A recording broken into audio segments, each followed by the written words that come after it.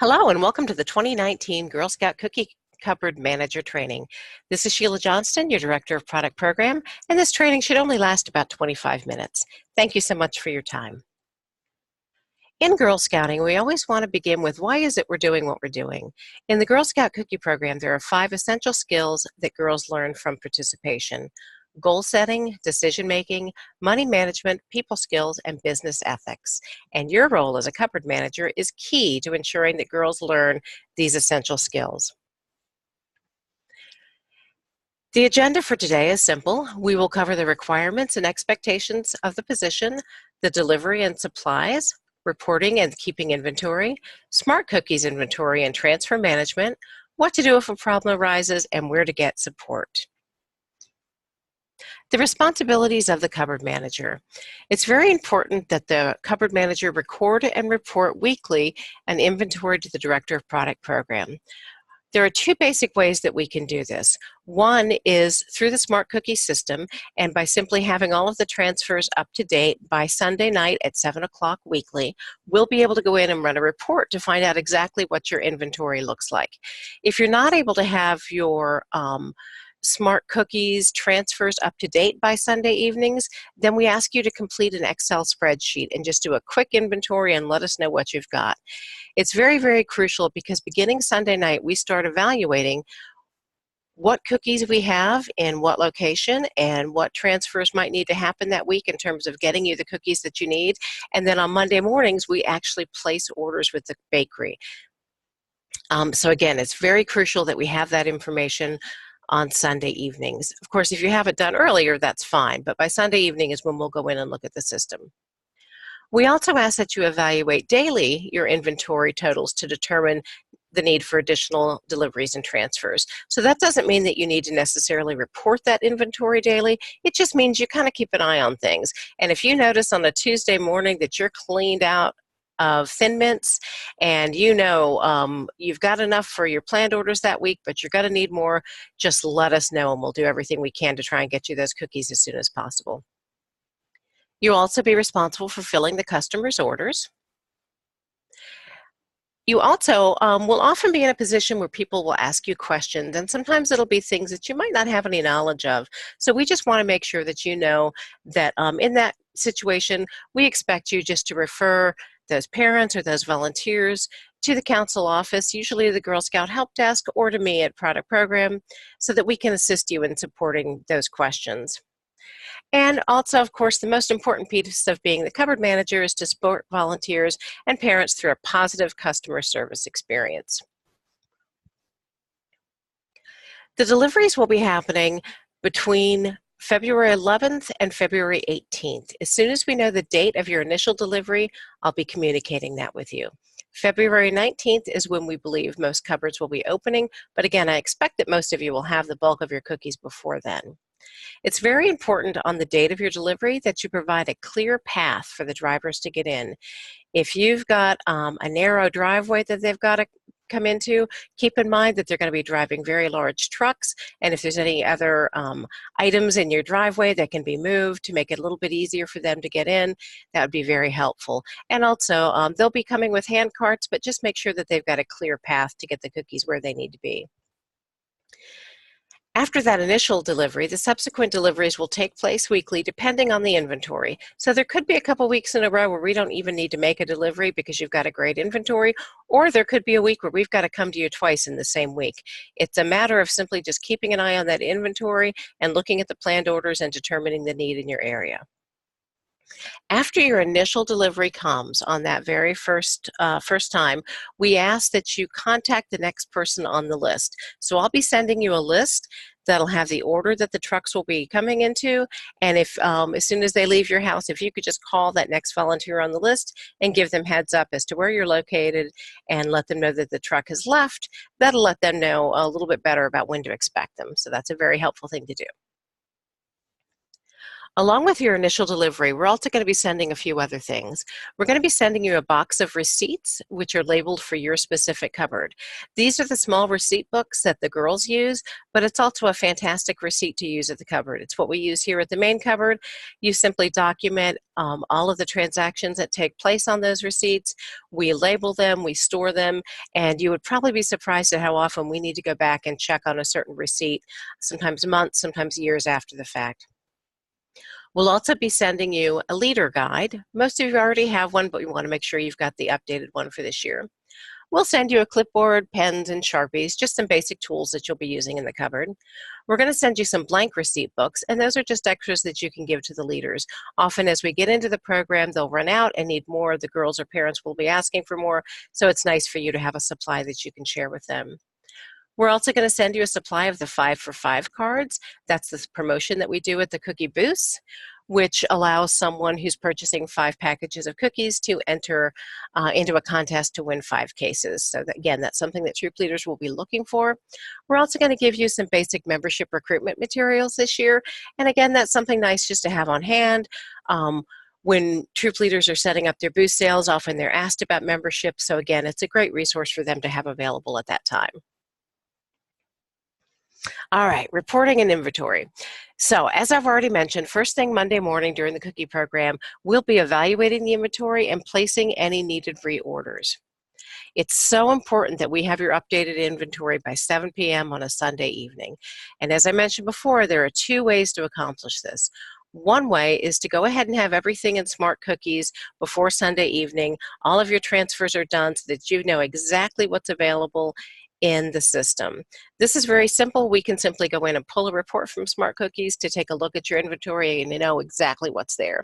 If you're not able to get all of your transfers completed, and I know sometimes it's very, very hectic and you don't have time to get them all in, but if you're not able to get them in, we ask that you fill out a very simple Excel spreadsheet and send it to both myself and to Mary Black on Sunday evening.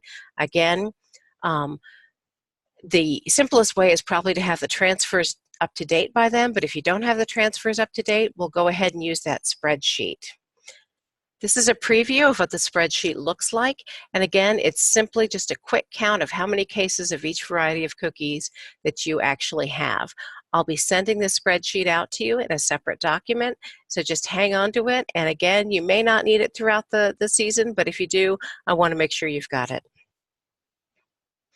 All right, we're going to look a little bit more at some of the actual usage in Smart Cookies now. So this is what your cupboard dashboard will look like. And you'll be able to see that it tells you exactly how much your inventory is.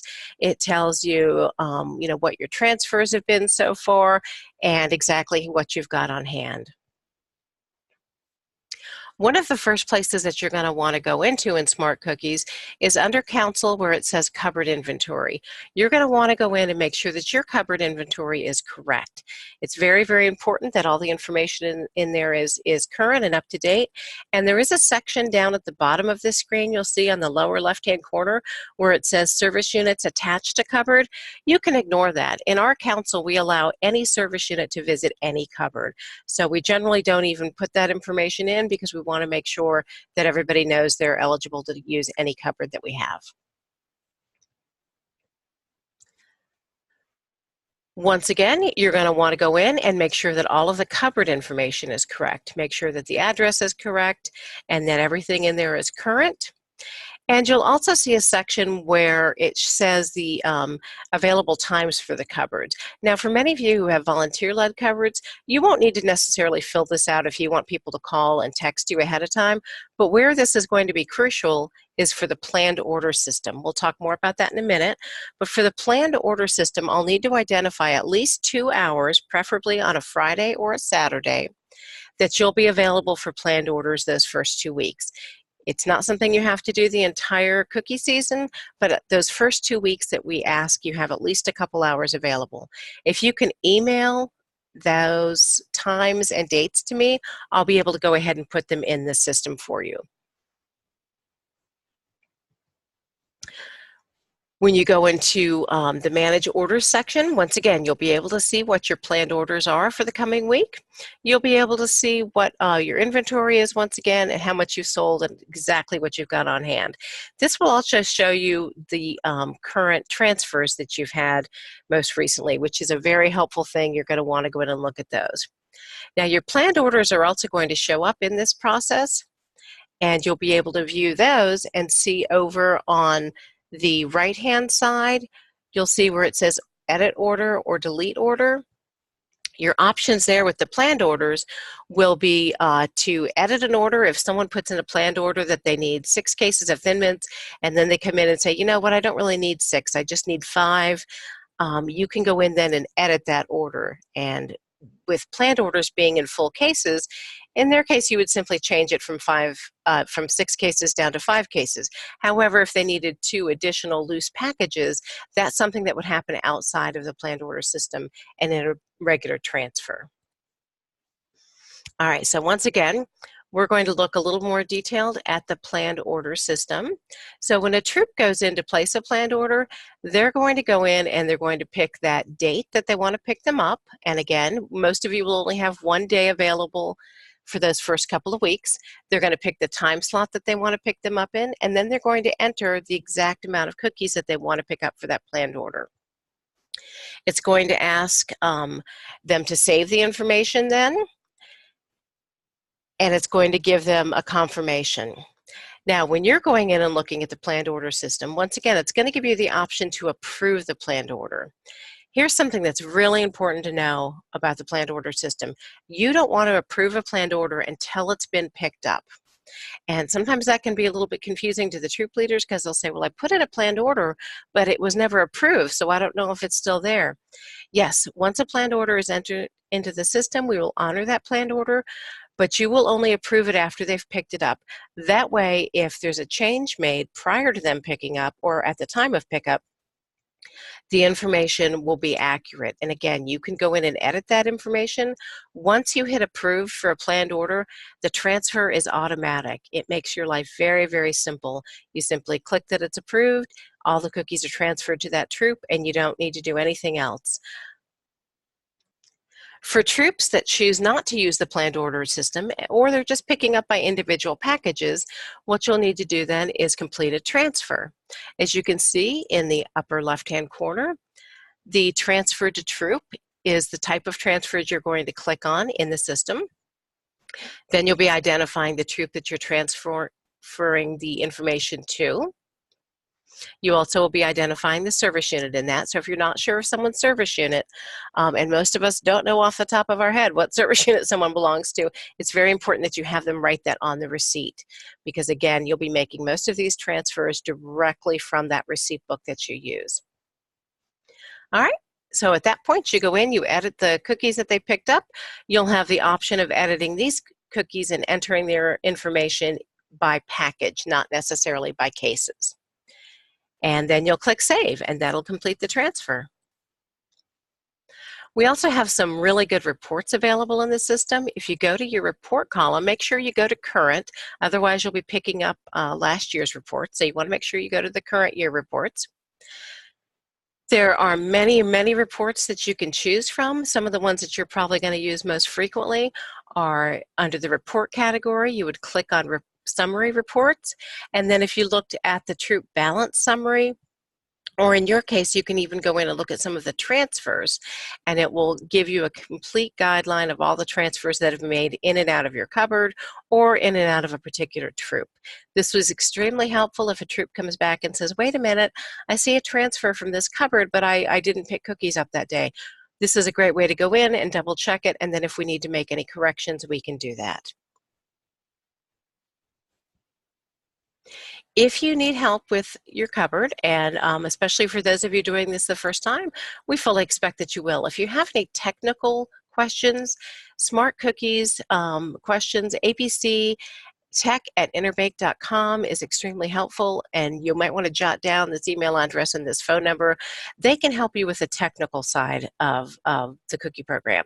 So in Smart Cookies, they can help you with the very basic things, like again, if you're having trouble with a planned order system, or if you're having trouble with completing a transfer, they'll be able to help you. It's a 24-hour help desk, and again, they're a great area to get support. If you have any problems, please know that my philosophy is always, I'd rather have you wake me up at midnight than to hear about something from someone else first thing in the morning. So if anything really strange should happen, and this would include anything surrounding your delivery or dealing with the Dunmar staff, the quality or product of the cookies that you're receiving, the inventory, or if you have any weird requests from the media or a serious conflict, because sometimes strange things happen, please let me know immediately. My cell number is 804-389-8008. I ask that you let me know. You can call me, you can text me, you can email me, but again, if it's a serious situation, a text message is probably going to be the fastest way to get in touch with me. I can't always pick up my telephone depending on what I'm doing at that moment.